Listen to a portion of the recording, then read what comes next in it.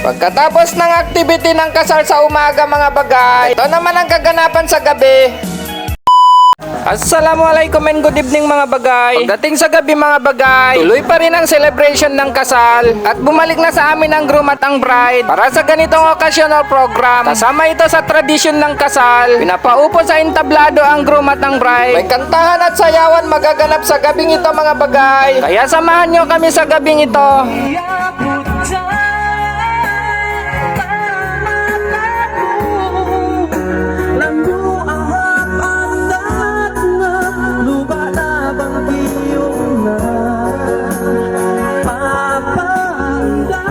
A few moments later. Ito na ang kaganapan ngayon mga bagay. Pinauna na sumayong mga kabataan. Panoorin natin ang mga pangyayari mga bagay.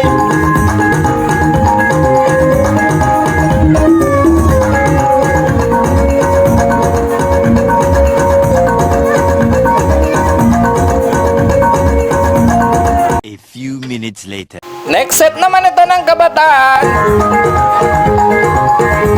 Ayaw burahin niya, mga ayaw ako kapi.